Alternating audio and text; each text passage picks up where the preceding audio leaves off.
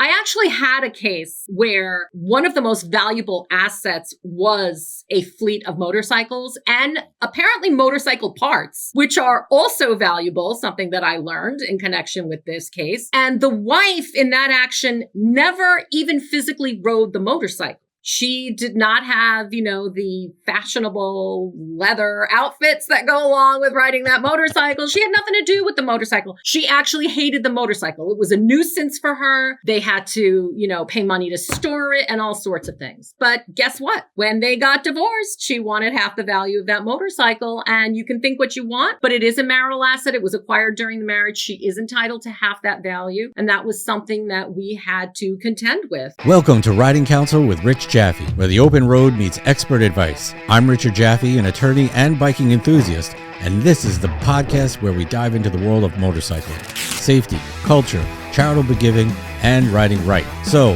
whether you're a seasoned rider or just getting started, let's talk bikes, the road, and everything in between. Let's ride! Good morning to another episode of Riding Counsel, ridingcounsel.com, motorcycle law and charity, a guide to riding right. And today I have a very interesting guest, somebody who is going to talk about something probably very important to a lot of my listeners out there. We're talking to an attorney. Her name is Rosalia Baiamonte, and I really would like her to tell you about herself because she is quite accomplished and she has a very specific specialty of law. So, Rosalia, welcome to the podcast here at ridingcounsel.com. If you could tell us a little bit about who you are and what you do.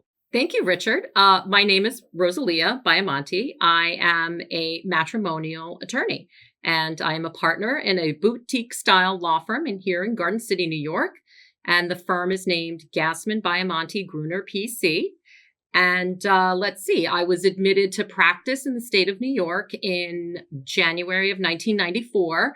And for the last 30 years, I have been engaged exclusively in the practice of matrimonial law. This episode has been brought to you by Riding Counsel. Don't forget to visit us at ridingcounsel.com. Wow. Okay. All right. So what we're going to talk about today, if it's okay with you, Rosalia, is something near and dear to probably all my listeners, which is keeping your motorcycle in a divorce, because this is what a lot of us are interested in, and motorcycles are near and dear to us, and losing that is like losing an arm or a leg for many devoted riders. Or a companion animal. Yes, and I know my motorcycle is my baby. I actually literally walk out of my house through my garage so I can look at my motorcycle while I'm actually going to work or something like that if I'm not taking my motorcycle. So that's how psychotic I am about my motorcycle. Well, people have an affinity and an attachment to all sorts of precious objects, and motorcycles, vintage vehicles, jewelry, anything like that of value. It may have quantifiable value, but it also has emotional and sentimental value.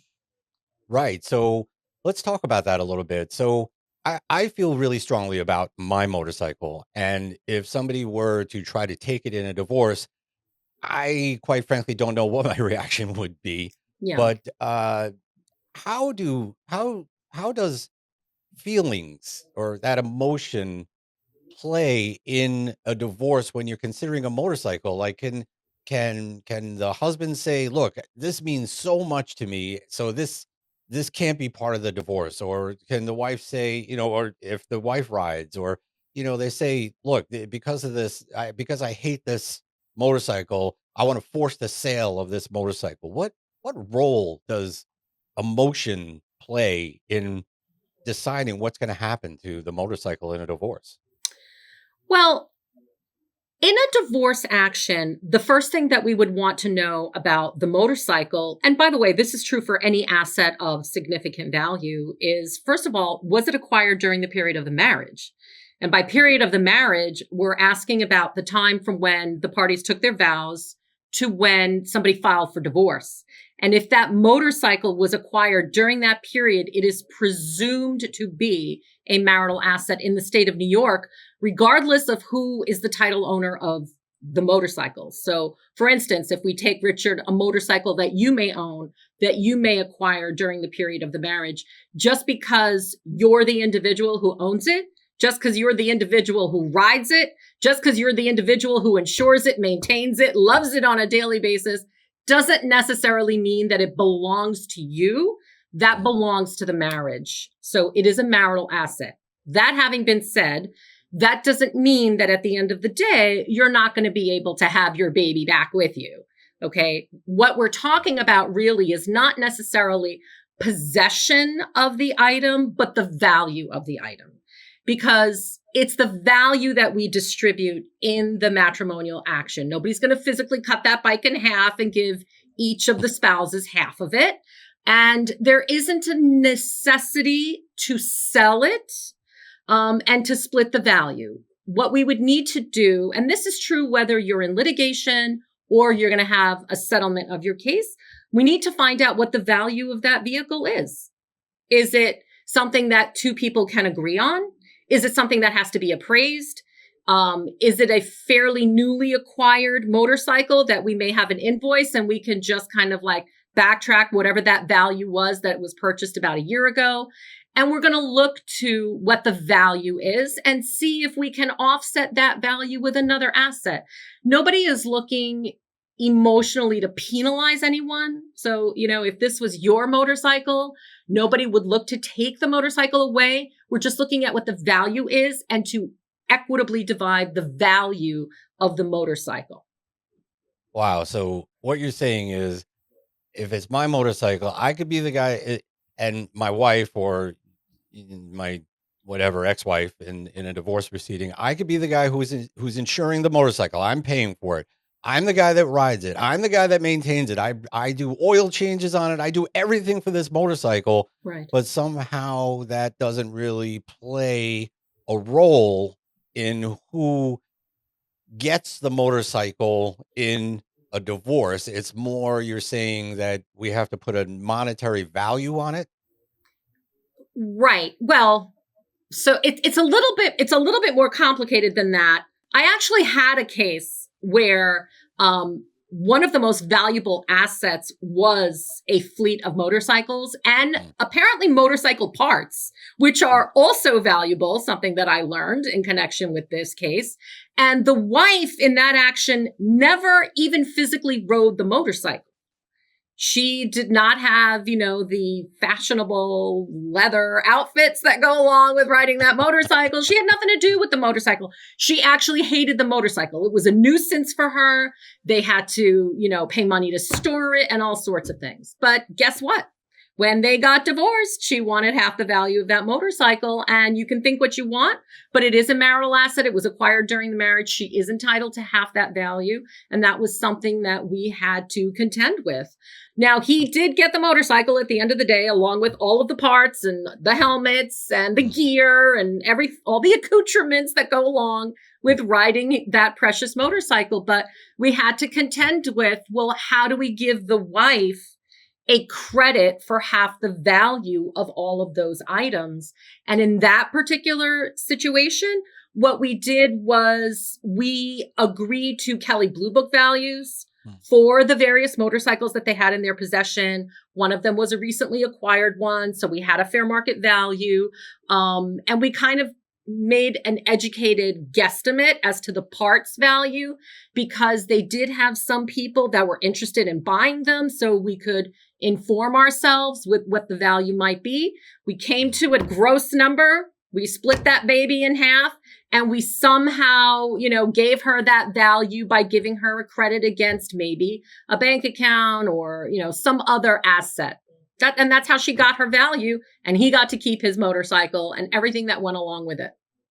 All right. So there's a give and take, it sounds like. So keeping the motorcycle is one thing, but ultimately, if the motorcycle was acquired during the marriage, then it seems to go into a formula where monetary things are actually decided. Right. And that's because the state of New York is not a title state, meaning title doesn't control in the state of New York when you're dealing with a divorce. It doesn't matter whose name is on title of the asset. You could have a house that's owned by one person, but it's still deemed marital. And then we divide value. And that's what we're doing. We are equitably dividing value. And equitable doesn't necessarily mean equal either. Okay, so I think that's an important point that maybe we should have mentioned in the very beginning of the podcast, that we're talking a lot about New York law. And Mhm. if you're out of state, New Jersey, California, wherever, because my listeners can be anywhere in the country, the laws may be different. And we're also Yeah, talking generally. So it's best to consult with an attorney in your area if you're not from New absolutely. York. So, fun Yeah. fact, there is community property law principles and there's equitable distribution law principles. There are 9 states that follow community property law, which is essentially a straight 50-50 allocation of values of assets. New York is one of 41 states that follows equitable distribution law principles, which means that we divide assets equitably and fairly in the discretion of one person, and that's the judge. Mhm. So equitable doesn't necessarily mean equal, but it can, but not necessarily. All right. So we're talking a lot about the situation where a couple is married, everything is hunky dory, as it always is in the beginning of the marriage, is Right. marital bliss. And then somebody in the marriage acquires a motorcycle and then a divorce happens. But there's other instances where a motorcycle might come into the marriage. Uh, let's say the motorcycle was inherited Mhm. by one of the parties. Like, let's say the husband, his father died or something, and he had this wonderful motorcycle, and now one way or the other, the son of the deceased father now gets it in an inheritance. Yeah. Does that now become part of? Does that become a marital asset? No, and that's really an excellent point. And the thing I want your listeners to understand here is that in New York, when I originally mentioned that any asset that's acquired during the marriage is deemed marital, there are exceptions to that. There are limited exceptions. And you actually mentioned one of them, and that is if you acquire an asset by way of inheritance. By the way, that is also applicable if you acquire an asset by way of a gift from a third party. What if you do a particularly amazing job at settling a case or whatever it is, and a client of yours wants to show you their appreciation and they confer a gift upon you of a motorcycle, or it could be that your great aunt left you a annuity of 50,000 which you inherited, and you cashed that out and bought yourself the motorcycle. Oh, It's the same situation, because all you basically did was you changed the nature of the inherited asset from an annuity, which you cashed out and liquidated, and then bought the bike. So we can trace that money. We can trace the source of that money. And in that situation that I described, with the inherited annuity that was cashed out and a bike was purchased, that bike would be considered a separate asset of the person who bought it with their inherited annuity. so So it is, it doesn't go into the pool of marital assets that has to get divided. It sounds like it stays with whoever it was gifted to or inherited by. yes, yes. The question becomes, and it can get a little complicated, what if the gift was made to both the husband and the wife, right? Even though the wife doesn't Right. ride it, the Right. husband rides it, you still have a marital property situation. But Hmm. just to be clear, if you inherited the bike, or if you were gifted the bike by a third party, or if you inherited a sum of money that you used to buy that bike during the marriage, all of those situations and examples would lead to the conclusion that that bike is separate property. And it would Okay. not be part of the marital assets that we divide. Okay. So by and large, in those certain circumstances, inheritance gift, that and you could trace it, and it Mhm. could be traced back to the particular person in the marriage. It stays with that person, right? Correct. Tracing is important. Yeah. Having documentary proof is important. And, you said something earlier that I smiled at, which was that, everything's going hunky dory. And what I can tell you sitting on my side of this desk for 30 years is that people don't live their life divorce planning. right? People don't think like that. They live their life on a daily basis and they do what seems right at the time. It's organic, it's natural. It's only after they're in the middle of a divorce that they second guess themselves and say, I shouldn't have done that, or I wish I had known. If you are really interested in protecting the value of a bike that you have before you get married, you can always enter into a prenuptial agreement that carves that asset out as your protected separate property, so that should you end up selling that bike during the marriage and then maybe getting a new bike, that new bike is also deemed separate under the prenup. There are ways that you can protect yourself. It just Okay. depends on the situation at hand. So you use a term, and I just want to make sure that everybody understands a prenuptial. Nuptials are essentially the promises that are exchanged between the parties when they get married, right? Right. Right. Okay, so a prenuptial is before the marriage, the operative word being pre.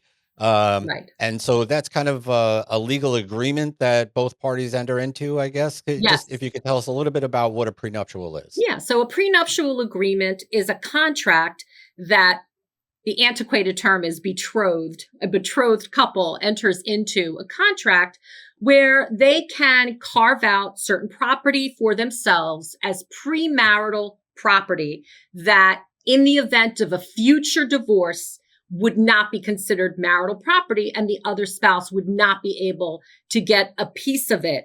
Or you could even protect a sale of that asset and then the purchase of a new asset with those proceeds. So there are a variety of things that you can include in a prenuptial agreement, not just the protection of your motorcycle, but you can include protections such as a business interest that you come into the marriage with, or interest in a trust that you come into the marriage with, really any asset or any beneficial interest that you have in a prenuptial agreement. So before somebody gets, let's say somebody, I mean, look, our motorcycles are precious things to us, right? So if you're coming into a marriage and you really want to protect that motorcycle, it sounds like it's a pretty good idea to get a prenup agreement written up. I mean, if it's just for the motorcycle, it's not like the be all end all that we're talking millions of dollars, but something very sentimental. Right. It's not a heavy lift, right? Alternatively, if it's just going to be about the motorcycle, you just have to be a keeper of really, really good records. Hmm.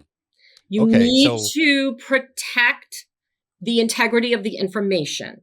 And, you're not going to have it protected if you just have a piece of paper in a file in a drawer somewhere that you forget about, or that can melt in a fire or get ruined in a flood.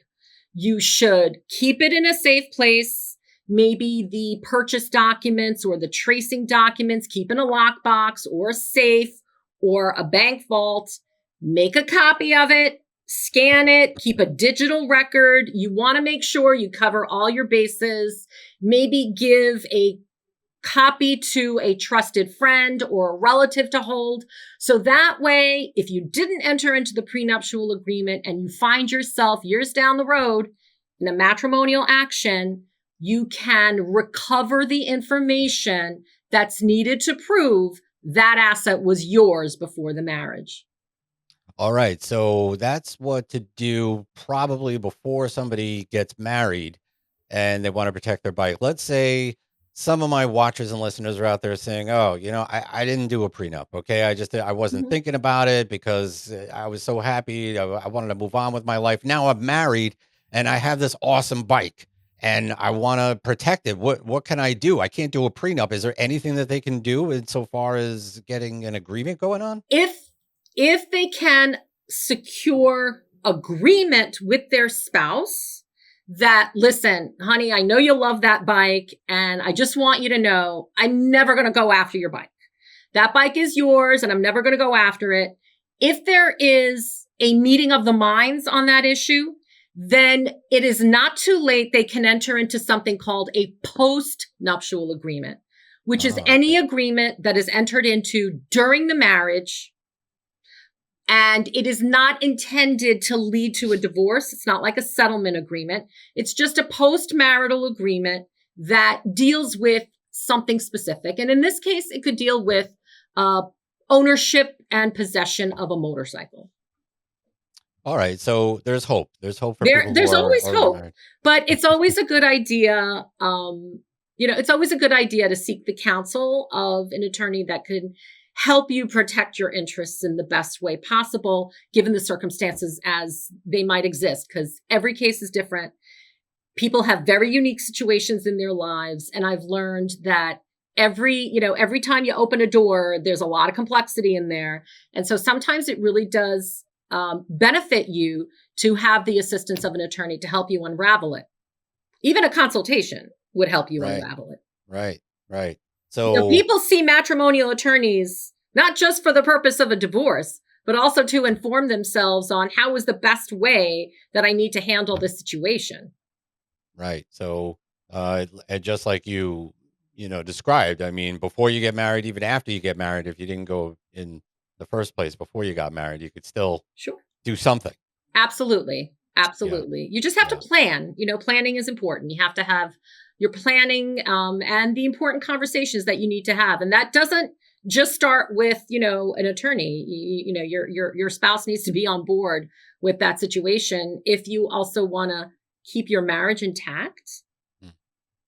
Right? So, you don't want to fight over the bike and lead to an unraveling, right? Right. So you got to put the kid gloves on. You got to. Yes. You don't want to turn it into a fight. You want to arrive at an agreement in a somewhat and there's a special, way. It's a different kind of diplomacy, if you will, that goes on when you're dealing with prenups or postnups.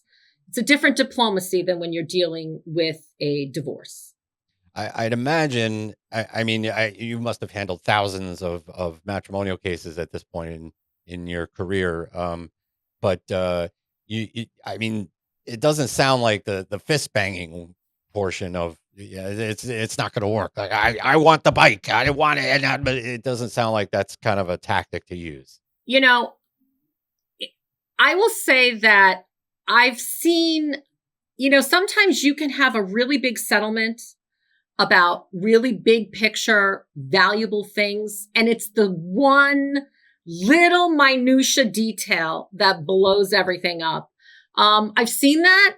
I like to think that we can, be the better angels and get people to not make decisions from a place of anger or emotional upheaval, but from a place of ration, reason, and what's in their best interest. So, and I'm a big believer in doing that.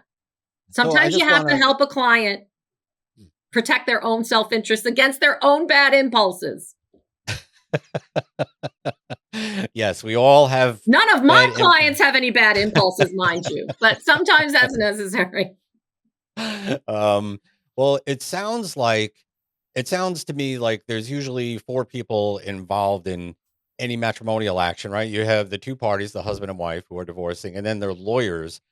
And I mean, from a resolution point of view and negotiation point of view, everybody, usually when there's a divorce, there's a lot of anger, right? And so people out in the world say, I want to get a real shark. I want to get somebody who's going to kill them and get them. And I don't know if that's very realistic if you want to come to a resolution. I think all people have to be reasonable who are taking part in the divorce. Do you have an opinion one way or the other on that? I mean, the only thing I can say about that is that finding your attorney is a very specific task, and it's a very important task. And I always liken it to finding like a physician for yourself. You need to have a good rapport and a good chemistry with that person because you are about to share some of the most intimate details of your life with them. And so, you're going to find the attorney that best matches you. And what you're looking for in an attorney is up to the client. I know the way I like to practice law. And I think that clients who gravitate to me have a commonality of principle in that regard. I don't know if that answers your question, but it's the best answer I could give you. Yeah. So, I guess it's all how long you want the divorce to go on if you want to really fight and fight for years and then the divorce never ends and spend a lot of money trying to get that done, Right. or you want to actually come to a resolution and everybody become Right. I reasonable. mean, I don't think it makes much sense to spend 30,000 to save 10,000. I never thought that was a sensible approach. But some people would disagree with me, and some people would think that if that's what the client wants, that's what the client wants. So the choice is up to the client. Okay, so dealing with this anger and all these feelings, this emotion in a matrimonial action, and if the husband and wife are home, I've heard stories of one spouse going and saying, I know that I know my husband or wife really loves that bike, so I'm going to take a baseball bat and I'm going to destroy this motorcycle. Or, the person who loves the motorcycle says there is no way that she is getting this motorcycle. I'm going to ride it somewhere and I'm going to hide it in somebody's garage. Nobody will ever find it. What happens in these kinds of situations? So aside from the obvious criminal charge that could result from doing the type of thing that you discussed, taking a baseball bat and decimating. I mean, I have heard that can happen. It happens to vintage vehicles. I think Carrie Underwood sang a song about taking a Louisville Slugger to both headlights, right? Slashing a hole in the tires. Setting aside the criminal aspect of charges that could be brought, what you're talking about is something that in our colloquialism is known as marital waste, or some type of a dissipation of the value of an asset. So if one person engages in conduct, deliberate actions that devalue an asset, then that person can be charged with having to repay the other person the value of that asset that they destroyed. So they could also be on the hook for counsel fees. Like, you're not helping yourself financially in the case at all. Not a very well thought out, well advised move. No, you would also be in contempt of the automatic orders of the court. I mean, there's a lot of consequences that you would bring on yourself for a moment of emotional release and satisfaction. So keep yourself in check. Absolutely, keep yourself in check. Don't listen to the bad voices, and please stop internet researching and going on social media to hear what other people have done and gotten away with. You don't want to prejudice your own interests ever. So listen to your matrimonial counsel. Right. Not to your best friend who was going through a divorce or heard about their best friend's divorce. I mean, look, if you're going to take the time to seek out a lawyer who you actually have confidence in and pay the lawyer, at the very least, you should listen to the advice of the lawyer. That would be the smart thing to do. So stipulated. Right. So just listen to your lawyer. Your lawyer is probably your guide if you want to come out of this on top. Right. I mean, is there, I'm trying to think of any other way that somebody going through a divorce or even approaching a marriage or in a marriage can do to somehow protect their motorcycle. We covered prenups, we covered postnups, inheritance. Maybe what if the motorcycle is the main form of transportation for the spouse? Does that come into play in matrimonial proceedings? So yes, actually that does come into play, because when we deal with equitable distribution of marital property, who gets what and how much, there are many factors that a court is required to take into consideration, and that the attorneys are required to take into consideration if they settle the case.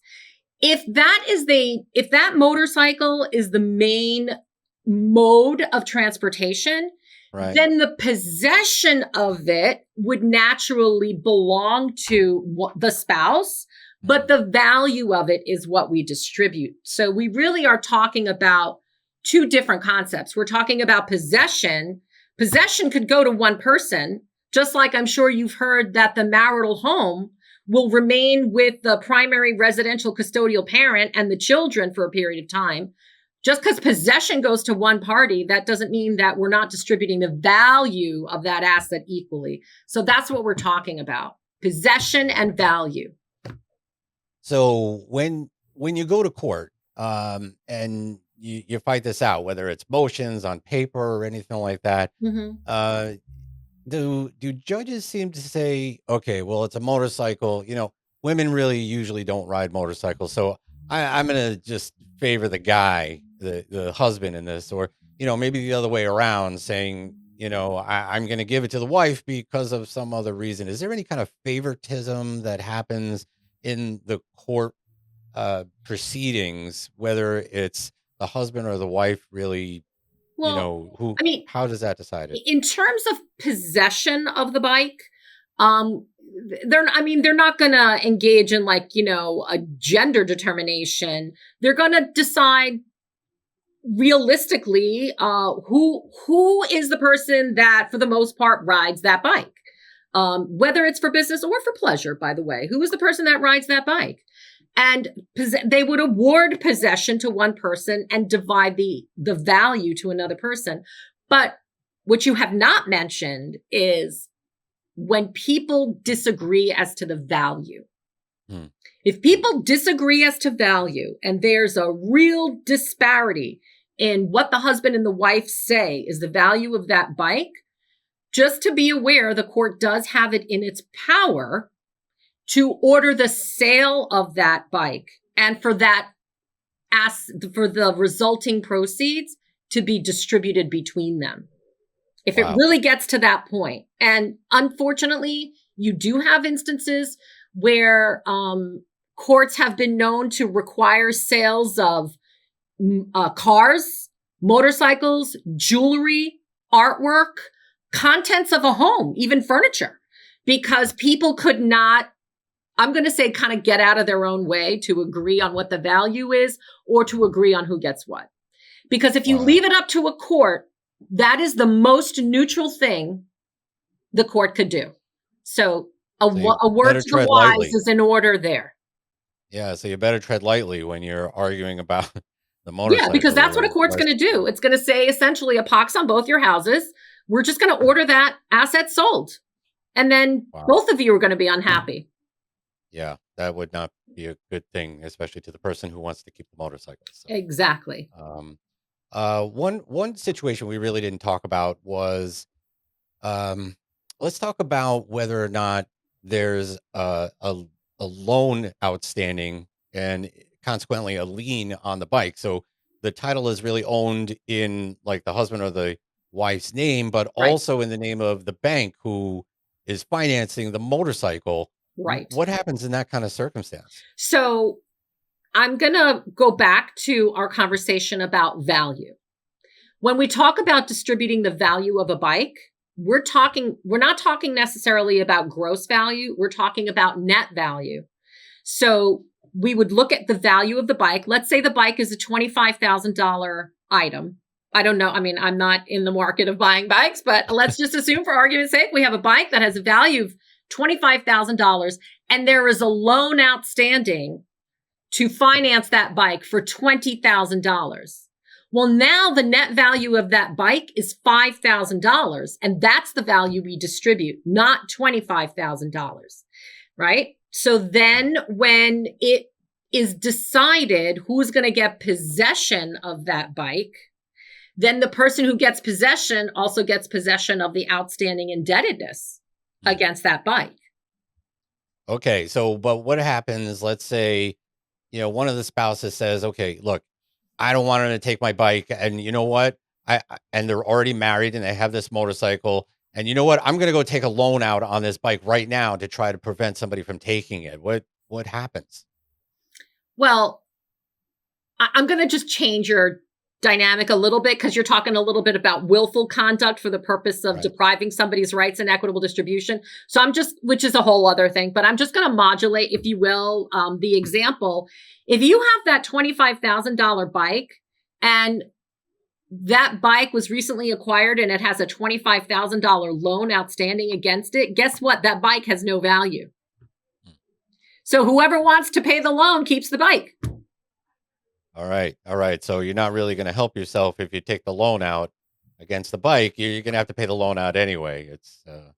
Yeah, yeah. So I see the complications. So, well, you really, of course, you're incredibly knowledgeable in this area of law, and it's such a small little window of what you do, but it does concern motorcycles, and I hope it's helpful to a lot of listeners out there who have motorcycles and what to do in these kinds of situations. But if somebody has questions, if somebody needs to reach out to you, how does somebody get in touch with you?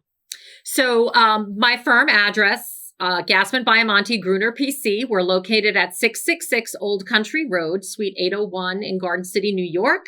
And our phone number is 516-228-9181. And you can check us out at www.nydivlaw.com. And I think I'm happy to give you my email address. It's RBAIAMONTE@gbgmatlaw.com. And I just want to say this was a lot of fun, Richard. Oh, thank you. Thank you. It's been great for me too. And just for everybody watching on YouTube and other places where it's going to be video, all that information is going to be down there. So in case you didn't hear something, everything should be down there.